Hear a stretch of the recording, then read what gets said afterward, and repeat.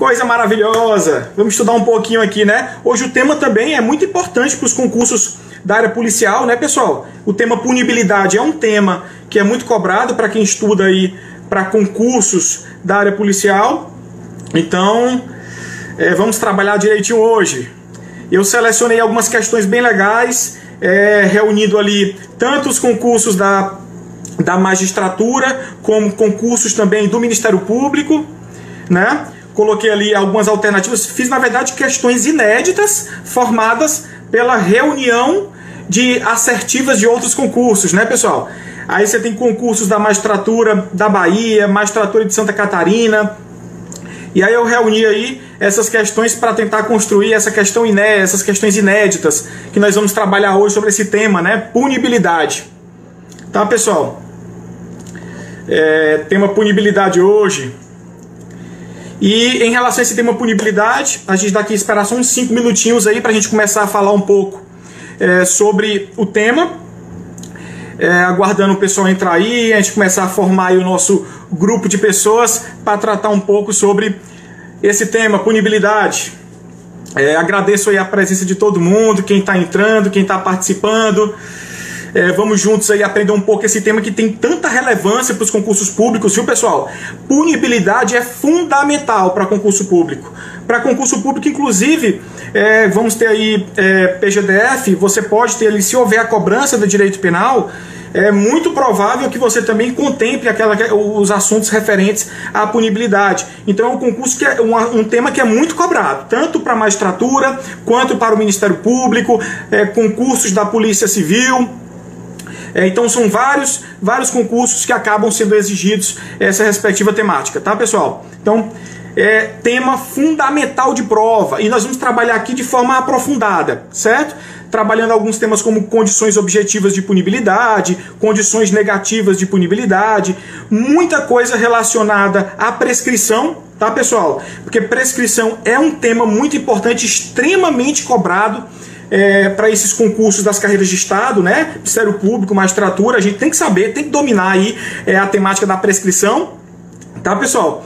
E a gente vai já começar a falar aqui, tô aguardando só a gente bater os 5 minutinhos aqui do início da nossa live, para a gente começar a trabalhar o tema, tá bom? E aí a gente vai evoluindo o conteúdo, até nós conseguimos concluir aí, vamos falar muito sobre prescrição hoje, pessoal, muito mesmo sobre prescrição, é um tema fundamental, né, como causa extintiva da punibilidade que é, então vamos tratar ao longo aqui da nossa live de hoje, tá, pessoal?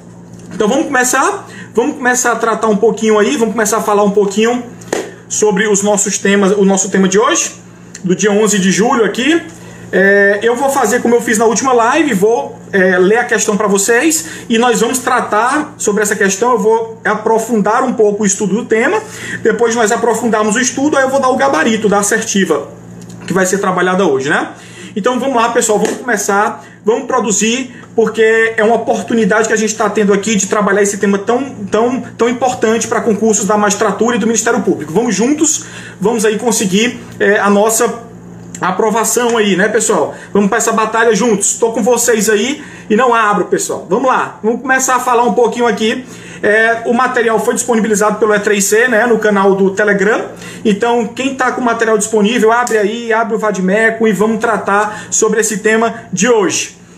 Hoje é direito penal, viu, pessoal? Não é processo penal como foi da última vez, não. O tema hoje nosso é direito penal, é punibilidade, é um tema extremamente relevante. E para introduzir o nosso tema hoje, eu vou até conceituar punibilidade para vocês. Mas por que o conceito? Por que eu vou conceituar punibilidade? Pessoal, para provas discursivas, para provas orais, é fundamental o conhecimento do conceito do instituto que você está trabalhando.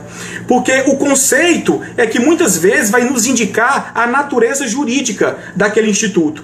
Por exemplo, o que seria punibilidade? Punibilidade nada mais é do que a possibilidade jurídica. É uma possibilidade jurídica, é o poder-dever do Estado impor uma sanção penal a quem pratica uma infração penal. Então, essa possibilidade jurídica do Estado impor uma sanção penal a quem pratica uma infração penal, nada mais é do que punibilidade. Só que esse direito de punir do Estado, pessoal, ele não é um direito ilimitado, ele comporta diversas limitações. Limitações de cunho material, limitações formais e mesmo limitações temporais. Quanto às limitações materiais do direito de punir, nós podemos citar os princípios limitativos do poder punitivo do Estado. Então nós temos princípio da legalidade, princípio da reserva legal, princípio da insignificância, como sendo princípios que constituem limitação material ao direito de punir do Estado. De outro modo, existem também limitações formais para o direito de punir do Estado. E o que seria uma limitação formal? As garantias processuais penais, ou seja, seria em verdade o próprio devido processo legal, contraditório, ampla defesa, tudo isso funciona como limitação formal ao direito de punir do Estado. E também existem limitações temporais, e é no âmbito das limitações temporais que nós temos o instituto da prescrição. Então, a prescrição traduz uma limitação temporal ao exercício do direito de punir do Estado. Então, essa é a ideia, esse é o tema que nós vamos trabalhar hoje. Inclusive, vou iniciar aqui a nossa resolução de questões. Eu fiz uma pequena introdução sobre o direito de punir do Estado, certo? Com as suas respectivas limitações. Falei limitação material, formal e limitação temporal. E agora eu vou começar a tratar as questões aqui com vocês e espero que todo mundo participe aí comigo, pessoal. Vamos juntos. A nossa primeira questão vai nos dizer o seguinte: julgue os itens a seguir e assinale a alternativa correta. O nosso primeiro item diz: as escusas absolutórias, elas são formuladas de modo positivo e a sua presença afasta a punibilidade do crime. Pessoal, interessante. Esse concurso aí, essa questão vem dado do Tribunal de Justiça de Santa Catarina, organizado pelo CESP, o concurso do ano passado, de 2019. E nós vamos trabalhar um pouco essa alternativa, diferenciando dois institutos relacionados à punibilidade. De um lado nós temos as condições objetivas de punibilidade. De outro, nós temos as condições negativas de punibilidade. Cuidado para não confundir esses dois institutos, que podem, e é exatamente o que a questão busca fazer com a gente, é exatamente nos confundir quanto a esses dois institutos. Vamos trabalhar? Ok. Pessoal, primeiro ponto importante: condições objetivas de punibilidade. E aqui eu trago para a gente o professor Gabriel Habib, que trata um pouco sobre condições objetivas de punibilidade. E em sua obra, ele chega a afirmar que existem duas formas distintas ou duas vertentes diferentes de condições objetivas de punibilidade, certo? Então, de um lado, em uma primeira vertente, a condição objetiva de punibilidade seria um elemento externo ao tipo penal, um elemento suplementar, como um elemento suplementar ao tipo penal, que estaria materializado em um acontecimento futuro e incerto. E a ocorrência dessa condição objetiva de punibilidade seria imprescindível à própria configuração jurídica, à própria integração jurídica do crime. Professor, eu nunca tinha escutado essa vertente. Sim, mas existe uma vertente que trata a condições objetivas de punibilidade como um elemento suplementar do tipo penal, como um elemento externo do tipo penal, que seria, portanto, imprescindível à própria configuração jurídica do crime. Ou seja, se eventualmente não houvesse essa condição, não existindo essa condição objetiva de punibilidade, o delito sequer se configura. O delito não se configura. Então nós temos uma ideia de condição objetiva de punibilidade como sendo imprescindível à própria integração jurídica do crime. Professor, tudo bem. Eu já tinha escutado uma outra vertente, entendi essa vertente que o senhor trouxe, mas nós temos a jurisprudência que a reconhece, sim, pessoal, e está exatamente na nossa súmula vinculante número 24 do Supremo Tribunal Federal. Então, o que é que diz a súmula vinculante 24 do Supremo Tribunal Federal? Nos diz o seguinte: não se tipifica crimes materiais contra a ordem tributária, os crimes do artigo 1º 1 a 4 da Lei 8.137/90, antes do lançamento definitivo do tributo. Então, na verdade, essa súmula está reconhecendo o lançamento definitivo do tributo como uma condição objetiva de punibilidade. Ok, mas nessa primeira vertente, como elemento suplementar do tipo penal, como elemento externo ao tipo penal, que é imprescindível à sua própria configuração jurídica, à sua própria integração integração jurídica. É por isso que a própria jurisprudência do Supremo reconhece o lançamento definitivo como indispensável à consumação do delito. Ora, se o lançamento definitivo do tributo seria indispensável à própria consumação do delito, nós temos o termo inicial do prazo prescricional seria a partir do lançamento definitivo do crédito tributário. Então, pessoal, cuidado. O lançamento definitivo do crédito tributário é uma condição objetiva de punibilidade. Contudo, ela deve ser compreendida sob essa ótica de ser imprescindível à própria integração jurídica do tipo penal. Agora, existe uma outra vertente, uma outra linha, uma outra forma de condição objetiva de punibilidade.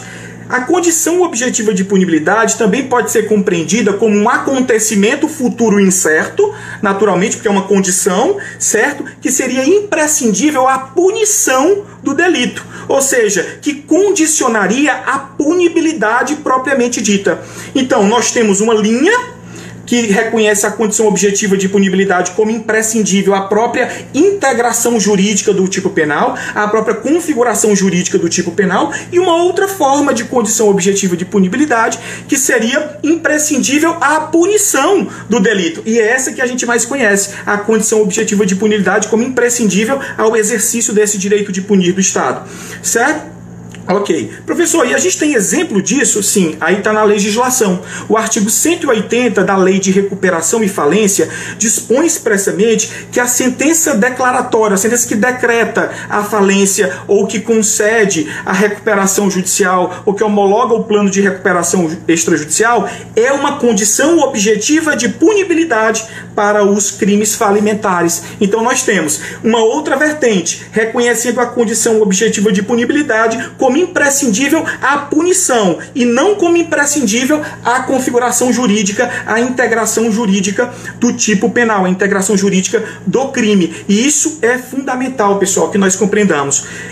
Porque quando a gente lê aquela súmula 24, vinculante 24 do CIMI, a gente fica em dúvida. Olha, o Supremo fala não se tipifica crime material, como é que isso é uma condição objetiva de punibilidade?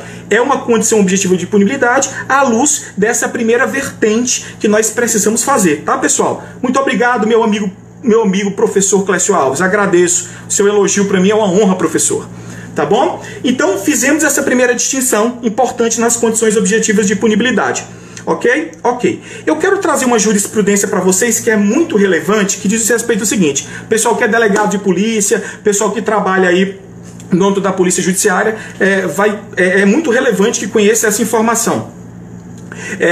Compatível com, em relação à jurisprudência do Supremo Tribunal Federal, há seguinte ponto que é considerado mais relevante. Veja bem, seria possível uma investigação preliminar em relação a crimes materiais contra a ordem tributária quando ainda não houvesse o lançamento definitivo do tributo? Ou seja, mesmo sem o lançamento definitivo, seria possível o início das investigações pela Polícia Judiciária? Pessoal, o Supremo Tribunal Federal afirmou positivamente: é compatível com uma investigação preliminar, ainda que não haja o lançamento definitivo do tributo. Por quê? Porque mesmo que não haja o esgotamento do procedimento administrativo fiscal, já existe pelo menos início dos atos de execução. E já existindo o início dos atos de execução, é possível, portanto, a instauração de uma investigação preliminar, uma instauração de procedimento investigatório em relação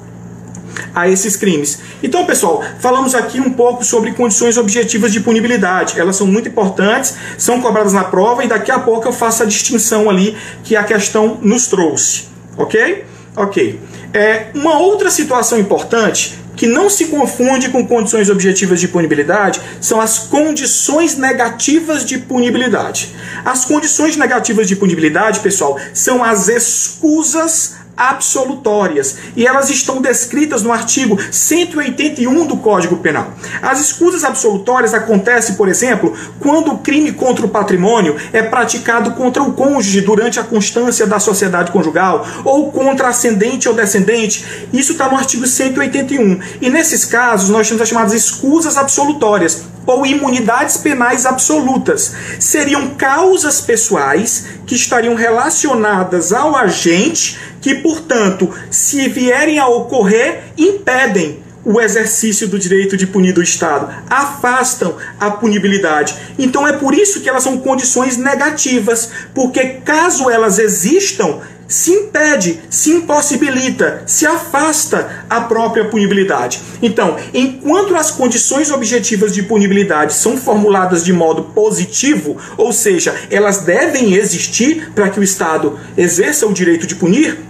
de outro modo, as condições negativas de punibilidade seriam formuladas de modo negativo, porque só há o exercício do direito de punir do Estado se elas não existirem, ou seja, caso existam, afasta a própria punibilidade. Então aqui esse ponto é muito importante. Nós temos que diferenciar condições objetivas de punibilidade de condições negativas de punibilidade, pessoal. E se nós formos para a nossa questão, nós vamos ver as escusas absolutórias são formuladas de modo positivo? Errado. As escusas absolutórias, elas são formuladas de modo negativo. São circunstâncias que, se existirem, acabam afastando a própria punibilidade do Estado, afasta o próprio direito de punir do Estado. Pessoal, a nossa próxima... Então, veja que importância. Condições objetivas, condições negativas. As condições objetivas são objetivas, né, pessoal? Então, são aspectos externos ao agente.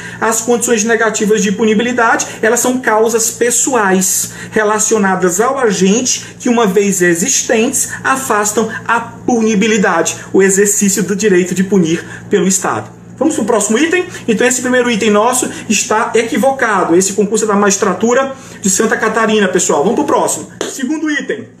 Cometido o homicídio qualificado para ocultar outro crime, a prescrição deste impede a qualificação daquele. Olha, pessoal, essa é uma questão do Tribunal de Justiça do Mato Grosso do Sul, da Fundação Carlos Chagas, prova já desse ano de 2020, e eu quero tratar um ponto importante com vocês aqui. Letra de lei. Essa questão basicamente cobrou a nossa legislação, mas eu vou aprofundá-la, eu vou trabalhar um pouco com vocês essa temática. Tá bom, pessoal? Então vamos lá. Primeiro, vocês sabem o que é o homicídio qualificado pela conexão consequencial ou homicídio qualificado pela conexão teleológica? Pessoal, quando a gente estuda o delito de homicídio, existem algumas qualificadoras descritas no artigo 121, parágrafo 2º. Dentre essas qualificadoras, nós temos a qualificadora da conexão, ou seja, quando o delito de homicídio ele for praticado para garantir a execução de um outro crime, estamos diante da conexão teleológica. Então a finalidade é a execução de um outro crime. E quando o delito de homicídio for praticado para garantir a ocultação, vantagem ou impunidade de outro crime, nós temos a conexão consequencial. Então essas duas espécies de conexão são conexões de direito material, são conexões previstas no Código Penal. E então é muito importante aí que nós saibamos isso. Esse é o homicídio qualificado pela conexão. Agora vamos analisar propriamente a nossa questão. Se você abrir no artigo 108 do nosso Código Penal, você vai ver a seguinte disposição. A extinção da punibilidade de um crime que é pressuposto ou elemento constitutivo de um outro crime não se estende a esse. Então, se houver a extinção da punibilidade de um crime que é pressuposto de outro, não haverá a extinção da punibilidade do crime acessório. Pessoal, essa ideia de crime pressuposto, ela acontece no chamado crime acessório, delito parasitário ou delito de fusão. São aqueles delitos que dependem de uma infração penal antecedente para que ele efetivamente venha a se configurar. Agora, impede ressaltar que quando houver a extinção da punibilidade do crime pressuposto dessa infração antecedente, essa extinção da punibilidade não se estende ao delito parasitário. Isso acontece, por exemplo, na lavagem de capitais. Se nós estivermos diante da extinção da punibilidade de uma infração penal antecedente, um delito antecedente que foi substrato para a lavagem de capitais, então, nesse caso, isso não se estende ao delito de lavagem de capitais, pessoal. Essa é a primeira ideia do artigo 108. Uma outra ideia do artigo 108 é que a extinção da punibilidade de um crime que seja elemento constitutivo de outro crime não se estende a esse. Johnny, o que quer dizer isso? Aqui estamos diante dos crimes ou delitos complexos. Os tipos penais complexos são aqueles em que você reúne em um tipo penal 2 ou mais tipos penais autônomos, certo? Isso pode acontecer, por exemplo, no delito de latrocínio, roubo, morte. Então, quando você reúne em um tipo penal autônomo 2 ou mais tipos penais também autônomos, estamos diante de um crime complexo, ok? Beleza. O exemplo a questão que o artigo 108 nos traz é: acaso haja a extinção da punibilidade de um desses crimes, de um desses tipos penais que compõem o tipo penal complexo, isso não se estende ao crime complexo. Essa é a ideia do que dispõe o artigo 108. Tá, pessoal? E a segunda parte do artigo 108 também nos diz: a extinção da punibilidade de um crime que seja conexo a outro não impede a agravação decorrente da conexão. Um dos exemplos é exatamente o que trouxe a nossa questão. Veja bem, nós temos de um lado um homicídio qualificado, por exemplo, pela conexão teleológica, e nós temos um outro crime. Imagine que o homicídio tenha sido praticado para a prática de um sequestro posterior. Então nós temos o crime de sequestro e o crime de homicídio qualificado pela conexão teleológica. Ora, a extinção da punibilidade do delito de sequestro, ele não vai implicar, portanto, não vai impedir a incidência da qualificadora da conexão teleológica. Não vai impedir. Então, essa nossa assertiva, ela é falsa, exatamente porque ela nos diz que se houvesse eventualmente a prescrição de um crime conexo, se impediria, portanto, a incidência da agravação decorrente da conexão. E isso não é correto. O homicídio continua sendo qualificado. E esse é o ponto fundamental que a questão vem nos trabalhar. Por isso, ela é incorreta, essa assertiva. Tá, pessoal? Agora, eu tenho que fazer bem aqui um corte para vocês que é fundamental. Esse corte é sobre o conflito aparente de normas. Professor, conflito aparente de normas e extinção da punibilidade, o que é que você vai falar aí? Espere aqui que eu vou lhe contar. É o seguinte: no conflito, existem vários princípios que resolvem o conflito aparente de normas. Um desses princípios é o princípio da consunção, ok? Naturalmente que o princípio da consunção, ele tem diversos desdobramentos. Nós temos como desdobramento do princípio da consunção crime progressivo, progressão criminosa, antefacto impunível, post-factum impunível. Todas essas situações são desdobramentos do princípio da consunção. Imagine que um delito de falsidade ideológica tenha sido praticado unicamente com a finalidade de praticar o delito de descaminho. Então, a falsidade ideológica seria um antefacto impunível em relação ao delito de descaminho. Logo, haveria a sua absorção. O agente deveria ser responsabilizado unicamente pelo delito de descaminho em razão da incidência do princípio da consunção. Agora, veja bem, se eventualmente incidir a extinção da punibilidade em relação ao crime fim, que seria o descaminho, naturalmente isso atinge também o direito de punir em relação ao crime meio. Não pode o Ministério Público, caso tenha sido prescrito, por exemplo, o delito de descaminho, residualmente oferecer denúncia em face da falsidade ideológica, porque ela já foi devidamente absorvida em razão da incidência do princípio da consunção. Logo, o direito de punir em relação ao crime fim atinge também o direito de punir em relação ao crime meio. Então, essa nossa assertiva ela está incorreta à luz dessa temática que nós trabalhamos aqui. Pessoal, o nosso terceiro item trata um pouquinho sobre a causa extintiva da punibilidade, que é a prescrição. Vamos fazer a leitura aqui? Terceiro item. A prescrição do crime tentado, antes de transitar em julgado a sentença condenatória, regula-se pelo máximo da pena privativa de liberdade cominada, reduzida de 2/3. Essa assertiva ela foi cobrada no Tribunal de Justiça do Estado de Rondônia, organizado pela VUNESP, no ano de 2019. E basicamente é uma questão que trata sobre a prescrição da pretensão punitiva em abstrato. Professor, por que em abstrato? Porque você verifica na própria assertiva antes de transitar em julgado a sentença condenatória. Então, o tema trabalha sobre prescrição da pretensão punitiva em abstrato, certo? Aí o que é que eu vou trabalhar com vocês agora? Quais são os aspectos, ou o que é que pode, o que é que interfere ou não no cálculo da prescrição da pretensão punitiva? Esse é o tema que eu vou tratar com vocês agora, beleza? Primeiro ponto, quando nós estamos diante da prescrição da pretensão punitiva, propriamente dita, que é aquela em abstrato, naturalmente o parâmetro para o cálculo da prescrição da pretensão punitiva é a pena máxima combinada em abstrato. Então cabe ao julgador verificar a pena máxima combinada em abstrato e a partir disso calcular o prazo prescricional. Só que eu tenho que me atentar para algumas situações que podem interferir no cálculo da prescrição da pretensão punitiva. Primeiro ponto, nós sabemos que o sistema de cálculo da pena é um sistema trifásico, né? O processo dosimétrico ele é composto de 3 fases. Uma primeira fase, a análise das circunstâncias judiciais do artigo 59. Eu lhe pergunto, Johnny, as circunstâncias judiciais do artigo 59 podem interferir no cálculo da prescrição da pretensão punitiva em abstrato? Pode não. Não pode não porque quando o juiz vai calcular essa primeira fase do processo dosimétrico, ao fixar a pena base, essa pena base não pode de nenhum modo exceder a pena máxima combinada em abstrato ao delito.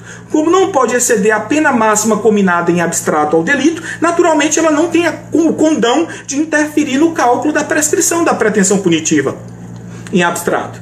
Agora, Johnny, e na segunda fase? Na segunda fase, existe até uma súmula interessante do STJ, que eu vou já tratar com vocês, mas impede ressaltar o seguinte ponto. Naturalmente, a incidência de um agravante na segunda fase do processo dosimétrico, que é o momento em que o juiz fixa a chamada pena intermediária, ela não pode conduzir a pena acima da pena máxima combinada em abstrato. Então a pena intermediária ela não pode ser superior à pena máxima combinada em abstrato. Então, como regra geral, nós temos que as circunstâncias agravantes e atenuantes, elas não interferem no cálculo da prescrição da pretensão punitiva em abstrato, ressalvadas algumas situações que eu vou tratar com vocês agora. Antes de tratar dessas situações, eu vou falar em relação... Professor, o senhor se refere ao artigo 109?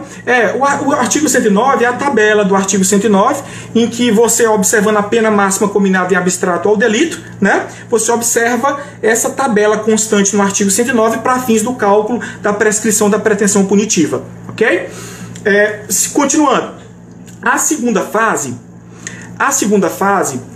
do processo dosimétrico, como regra, ela não tem o condão de também interferir no cálculo da prescrição da pretensão punitiva em abstrato. Essa é a regra, ressalvada algumas situações. A primeira dessas situações é exatamente a menoridade relativa.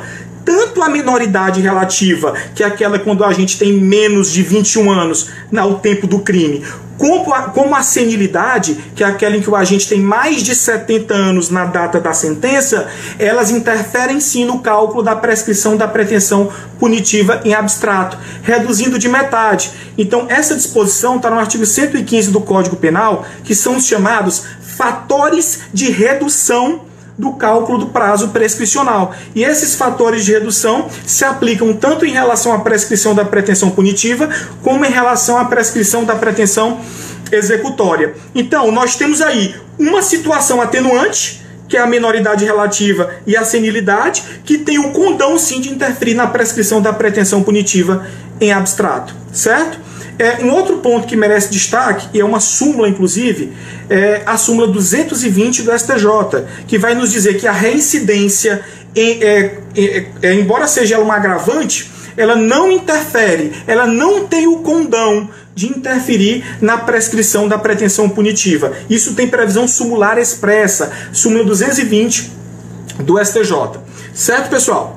Mais um ponto importante para tratar com vocês, no âmbito dessa prescrição da pretensão punitiva em abstrato. Como eu falei para vocês, o processo dosimétrico tem 3 fases. A terceira fase do processo dosimétrico diz respeito à incidência das causas de aumento e das causas da diminuição de pena. Johnny, as causas de aumento e de diminuição influenciam no cálculo da prescrição? Influenciam sim, influenciam. E o ponto importante agora a questão é, por que ela influencia?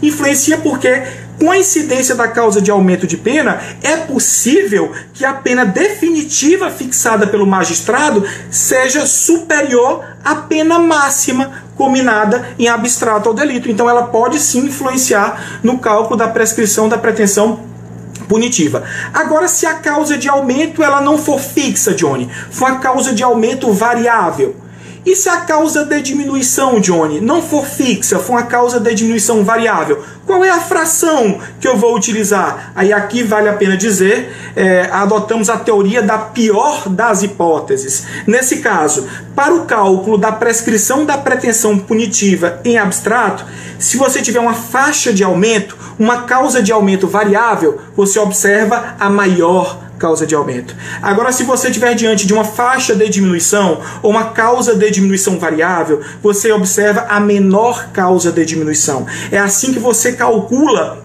a prescrição da pretensão punitiva em abstrato. Ok, pessoal? Agora, Johnny, e se eu tiver um concurso de causas de aumento e causas de diminuição? Aí, naturalmente, em relação à causa de aumento, eu adoto a maior dessas causas de aumento e, posteriormente, a menor diminuição. Aí, o produto dessa história toda aí é que você vai levar em consideração para fins de cálculo do prazo prescricional. Agora, pessoal, eu preciso falar uma coisa para vocês. Existem muitos julgados importantes relacionados ao artigo 115 do Código Penal, que são os fatores de redução do cálculo do prazo prescricional. Vamos falar deles, julgados recentes, já agora dos últimos meses, em relação ao cálculo da prescrição nesses casos do 115. Tá bom? Então, pessoal, vamos aqui só julgar a nossa assertiva. Veja bem, a prescrição do crime tentado, pessoal, a tentativa é uma causa de diminuição de pena. A tentativa é uma causa de diminuição de pena de 1/3 a 2/3, que tem uma faixa variável, ou seja, diminui de 1/3 a 2/3. Pela teoria da pior das hipóteses, qual é a fração de diminuição que eu devo utilizar? Naturalmente, a menor diminuição. Por isso a alternativa está errada, porque no caso ela deveria ser diminuída de 1/3 e não de 2/3. Então a questão não encontra amparo legal, pessoal. Portanto, a 3 está incorreta. Vamos para a nossa quarta questão. Pessoal, nessa quarta questão, nesse quarto item, eu vou trabalhar com vocês aqui um ponto importante, que é o pacote anticrime. Algumas inovações vieram com o pacote anticrime e nós temos que ficar atentos. Vou trazer para vocês aqui. Vamos ler primeiro a nossa assertiva quarta. Antes de passar em julgado a sentença final, a prescrição não corre enquanto não resolvido o incidente de insanidade mental do acusado. Então aqui é incidente de insanidade mental versus prescrição. Vamos já analisar o tema. É uma questão que foi cobrada no Tribunal de Justiça do Estado de Alagoas, também no ano passado, ano de 2019. Primeiro eu tenho que falar um negócio com vocês aqui. O artigo 116 do Código Penal, abre aí para a gente ver, o artigo 116 trata das chamadas causas impeditivas da prescrição. Embora o Código Penal utilize a expressão causas impeditivas, são também causas suspensivas do prazo prescricional. E qual a diferença, professor, de uma causa impeditiva para uma causa suspensiva? As causas impeditivas do prazo prescricional seriam aquelas que, uma vez ocorrendo, obstam, impedem a própria contagem, o início da fluência do prazo prescricional. Isso é uma causa impeditiva. Já a causa suspensiva é aquela: o prazo prescricional já começou a ser contado, mas sobreveio uma causa que cessou, que suspendeu a fluência desse prazo. E aí nós temos essa distinção entre causas impeditivas e causas suspensivas, embora o nosso Código Penal utilize tão somente a expressão causas impeditivas. Agora, classicamente, originariamente, o nosso Código Penal, no artigo 116, trazia duas causas impeditivas do prazo prescricional, ou suspensivas do prazo prescricional. Seria a chamada prejudicialidade, né? Quando, por exemplo, para a existência de um determinado crime, há necessidade de que seja resolvida em um outro processo uma questão prejudicial. É chamada prejudicialidade. Nesse caso, Para o crime existir, eu tenho que resolver aquela questão em outro processo. Então, por enquanto, eu não contaria o prazo prescricional, certo? Seria uma causa impeditiva do prazo prescricional. O artigo 116 já trazia essa causa impeditiva. A segunda situação é quando a pena está sendo cumprida no exterior. A pena cumprida no exterior também é uma causa impeditiva do prazo prescricional. Agora eu tenho que trazer duas novidades legislativas importantes. Atenção aqui comigo, pessoal, que diz respeito à Lei 13.964 de 2019, que é o pacote anticrime. O pacote anticrime trouxe outras duas causas impeditivas ou suspensivas do prazo prescricional. Por exemplo, no caso da pendência de embargos de declaração ou de recursos nos tribunais superiores quando inadmissíveis, aí nós estamos diante de uma causa impeditiva do prazo prescricional. Professor, não entendi. Então imagine que alguém tenha interposto embargo de declaração. E naturalmente há mais dos pressupostos de admissibilidade dos embargos de declaração. E eles foram inadmissíveis, ou seja, o juiz não conheceu dos embargos em razão da ausência desses pressupostos. Naturalmente, o prazo prescricional não será contado durante esse período.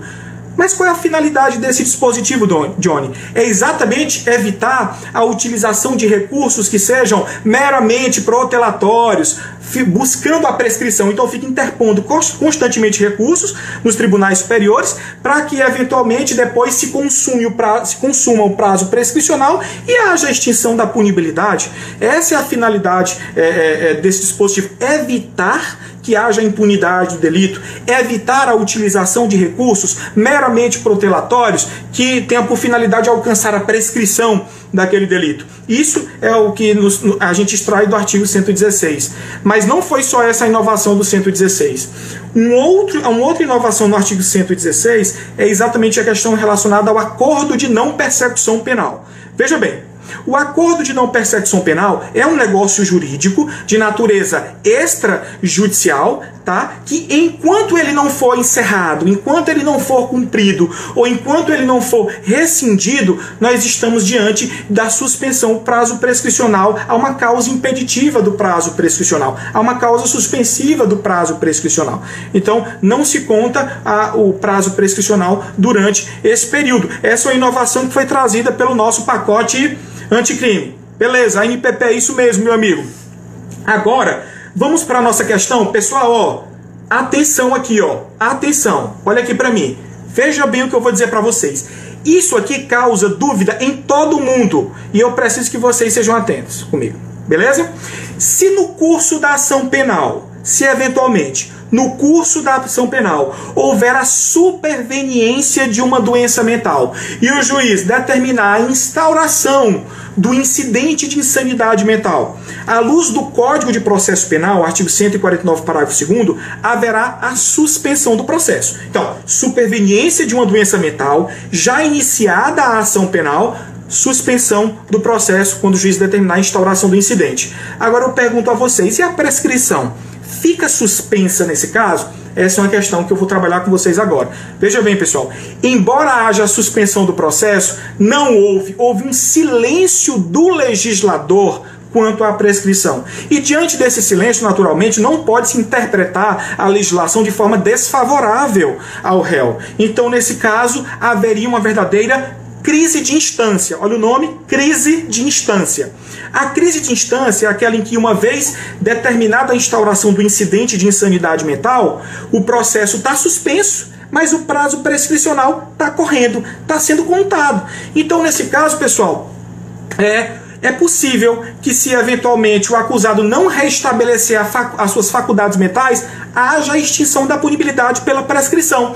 Então é isso que eu quero alertar para vocês. Na crise de instância, há a suspensão do processo na instauração do incidente, mas não há a suspensão do prazo prescricional. E como não há suspensão do prazo prescricional, estamos diante da crise de instância. O prazo prescricional continua sendo contado. E uma vez consumado o prazo prescricional,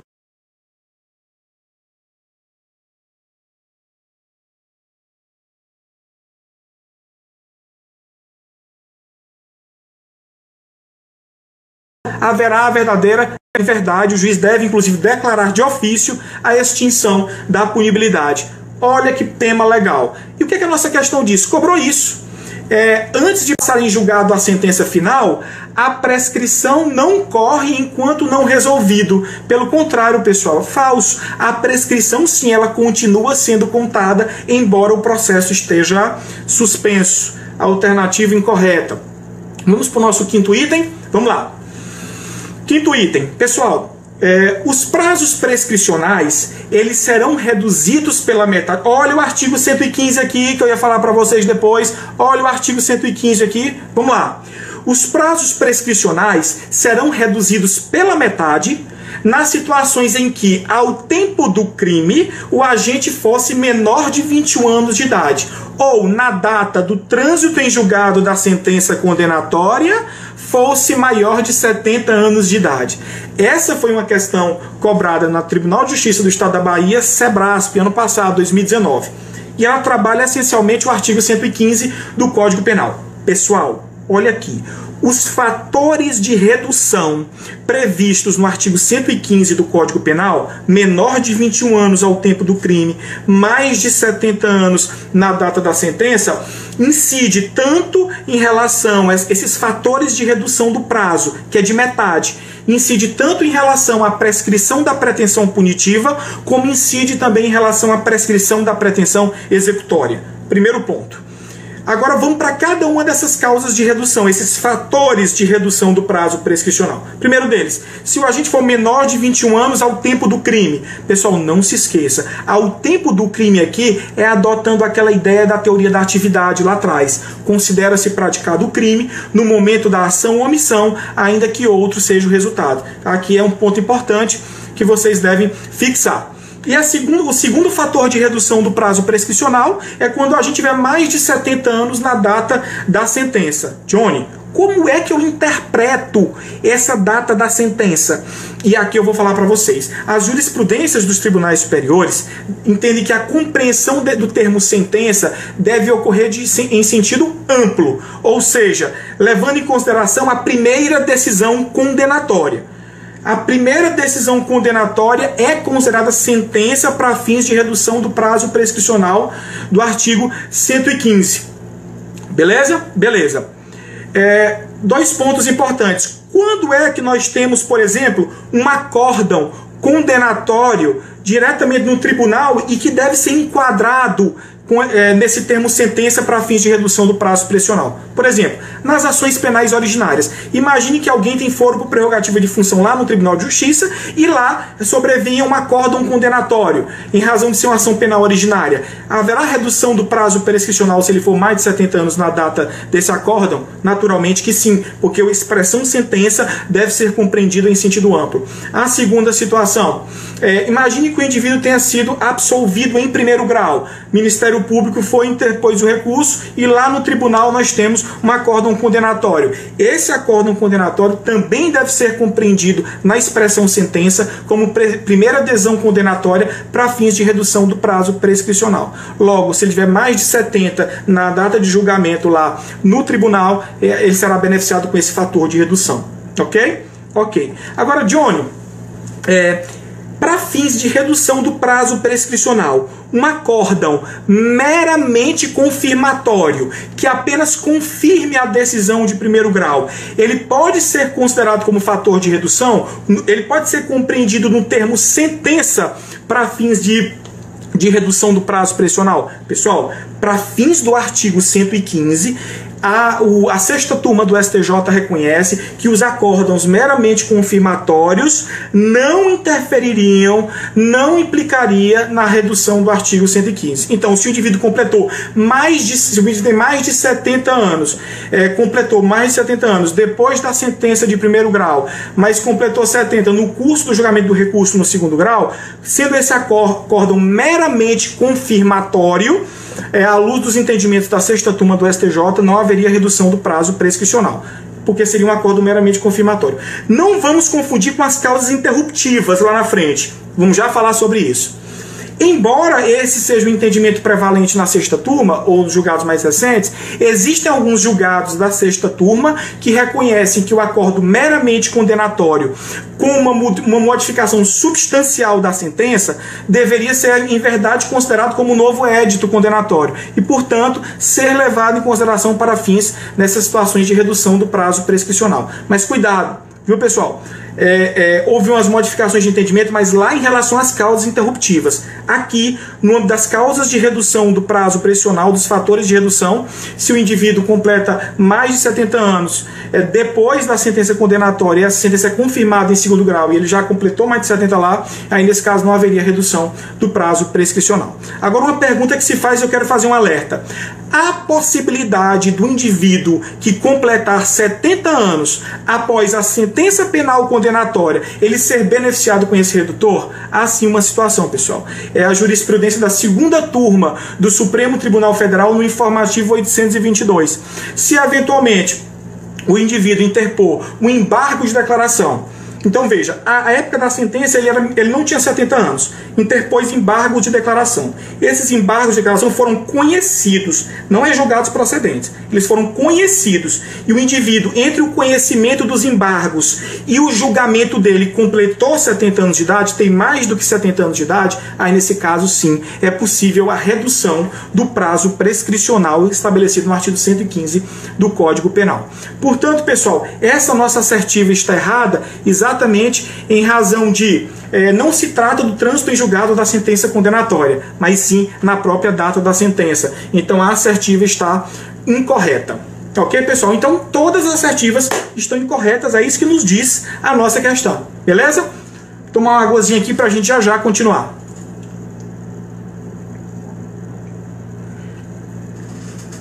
Beleza? Vamos continuar. Segunda questão.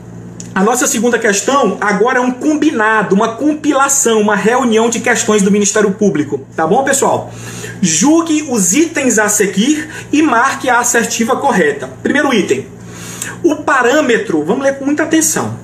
O parâmetro para o limite da suspensão do curso do prazo prescricional, em caso de suspensão do processo nos termos do artigo 366 do Código de Processo Penal, é aquele determinado pelos incisos do artigo 109 do Código Penal, adotando-se o máximo da pena abstratamente combinada ao delito. Pessoal, essa aqui é uma questão do Ministério Público de Minas, da Fundep, do ano de 2019. Primeiro, vamos destrinchar essa questão, vamos esmiuçá-la um pouco para a gente compreender melhor. Primeiro, o que é que nos diz o artigo 366 do Código de Processo Penal? Se o acusado, devidamente citado por edital, não compareceu, não constituiu advogado, o juiz determinará a suspensão do processo e essa suspensão do processo implica em quê? Suspensão do prazo prescricional, porque tem previsão expressa lá no 366 do Código de Processo Penal. Pessoal, mas o prazo prescricional, ele não pode ficar suspenso indefinidamente, sob pena de imprescritibilidade. Certo? Então é por isso que o STJ editou a súmula 415, que vai nos dizer, nesse caso, por exemplo, do artigo 366, como a suspensão do processo resultou na suspensão do prazo prescricional, essa suspensão deve ser limitada. E o cálculo dessa suspensão do prazo prescricional observará a pena máxima combinada em abstrato ao delito.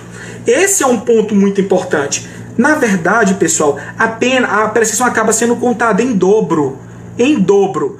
Por quê em dobro? Porque a suspensão do prazo prescricional, ela observará a tabela do artigo 109 e depois de finalizado o prazo de suspensão, começa a contagem efetiva do prazo prescricional. Então você calcula em dobro. Então é assim que efetivamente na prática é calculado o prazo prescricional nesses casos, tá bom? Então atenção à súmula 415 do STJ. Agora, antes de continuar, então a nossa assertiva aí está correta, ela está perfeita. Ela está de acordo com a súmula 415 do STJ. Ok, pessoal? Vamos aqui continuar para o seguinte ponto. Agora, eu falei sobre a questão de imprescritibilidade. E quais são os crimes imprescritíveis no nosso ordenamento jurídico? Pessoal, eu preciso ficar atento com a Constituição Federal. Ela nos diz que o crime de racismo e o crime de ação de grupos armados, civis ou militares, contra a ordem constitucional ou contra o Estado democrático, são crimes imprescritíveis por expressa previsão constitucional. A doutrina majoritária reconhece que há uma proibição implícita da legislação ordinária criar novos casos de imprescritibilidade. Ou seja, para a doutrina majoritária, os casos de imprescritibilidade trazidos na Constituição seriam um rol taxativo. É só aquilo que a Constituição dispuser. Esse é o entendimento da doutrina majoritária. Agora, por que a doutrina majoritária compreende assim? Que há uma proibição implícita de criação pela legislação ordinária de outros casos de imprescritibilidade. Exatamente porque a prescrição é um direito fundamental. Professor, prescrição é um direito fundamental? Sim. O investigado, o acusado, ele tem o direito de ser investigado, processado e condenado em prazos razoáveis. Então é por isso que a prescrição é um direito fundamental. E em razão disso, com esse fundamento, a doutrina reconhece essa proibição implícita. O Supremo me parece que não concorda muito com isso. E o informativo 846 do Supremo Tribunal Federal nos diz que a Constituição Federal apenas enumerou os casos de imprescritibilidade. E somente a lei interna, e caberia a lei interna, ou a lei, o direito interno, ele poderia sim dispor sobre imprescritibilidade. Isso é que nos diz o Supremo Tribunal Federal sobre o tema do informativo 846. Certo, pessoal? Então, essa assertiva, portanto, estaria correta. Vamos para a próxima. Os prazos prescricionais são suscetíveis de interrupção, entre outras causas, pela publicação da sentença condenatória e do acórdão que a confirme. Pessoal, olha que ponto importante que eu vou falar. É uma questão do MP de Minas, Fundep 2017, e aqui eu tenho que ficar atento. Ocorreu uma mudança de entendimento do Supremo Tribunal Federal. Antes, na época que essa prova foi feita, elaborada, essa questão foi dada como gabarito errado, mas atualmente a gente pode considerá-la como correta, porque houve essa mudança de entendimento. Então vamos analisar agora as causas interruptivas do prazo prescricional. As causas interruptivas do prazo prescricional estão descritas no artigo 117 do Código Penal. No artigo 117, 1 a 4 do Código Penal são as causas interruptivas da prescrição da pretensão punitiva. Já as causas interruptivas da prescrição da pretensão executória são a dos incisos 5 e inciso 6. Eu quero especial atenção de vocês em relação ao artigo 117, inciso 4 do Código Penal, que traz uma das causas interruptivas da prescrição da pretensão punitiva, que é a publicação da sentença ou acórdão condenatório recorríveis. Pessoal, classicamente sempre se entendeu que o acórdão meramente confirmatório da condenação não teria o condão de ser uma causa interruptiva do prazo prescricional. Só que isso se modificou. O julgamento é do HC 176473 do Supremo Tribunal Federal, do dia 27 de abril de 2020, em que reconheceu o Supremo que o acórdão que meramente confirmatório, que apenas confirma a sentença de primeiro grau, ou que mesmo aplica uma causa, ou que mesmo reduza a pena,